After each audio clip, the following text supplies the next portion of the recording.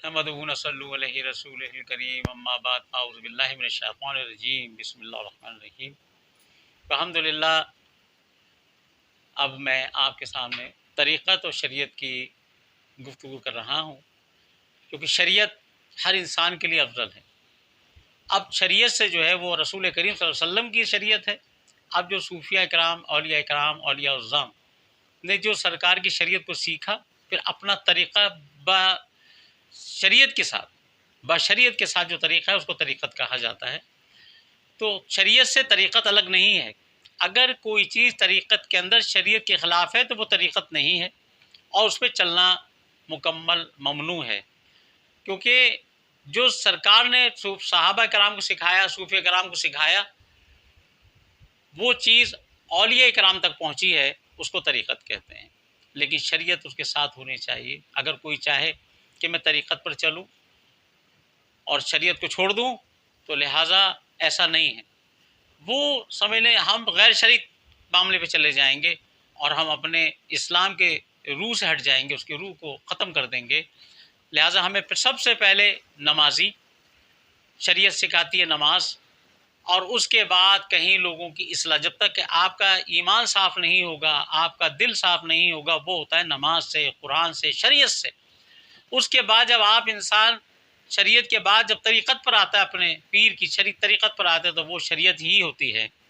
फिर जाके आप लोगों की इस्लाह मुआशरा करेंगे। जब खुद ही आप शरीयत पर नहीं होंगे तो क्या इस्लाम की गुफ्तगू आप करेंगे और क्या इस्लाम को आप लोगों को पहचान पाएंगे। हमारे माशरे में आज यही तो हुआ है कि हम शरीयत से हटकर गुमराह होते जा रहे हैं, जिसके परेशानी आज लोगों को अंदर अपने घरों में भी हैं। फिर लोग जाते हैं लोगों के पास कि भाई हमारी ये मसला है, ये मसला है। अगर बजाते खुद उस तरीक़त को अपनाए जो शरीयत से बिल्कुल मिलती भी हो, जो शरीयत से में गुम हो, वो तरीक़त, तो इंशाअल्लाह घर की परेशानियां बग़ैर किसी के हल हो सकती हैं।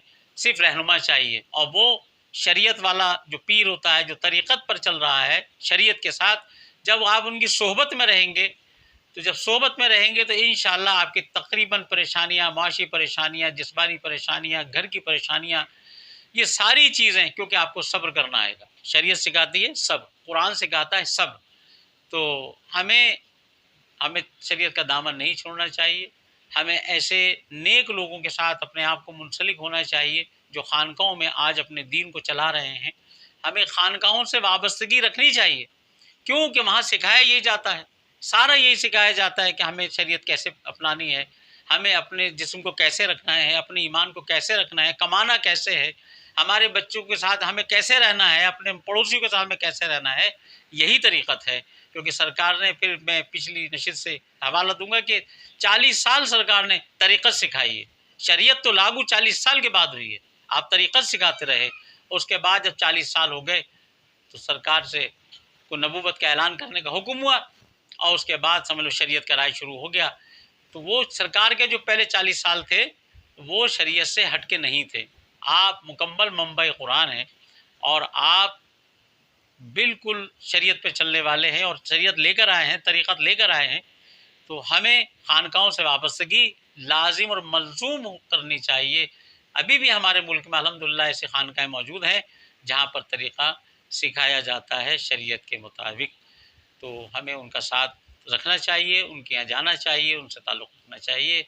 वमा अलैना इल्लल बलागुल मुबीन।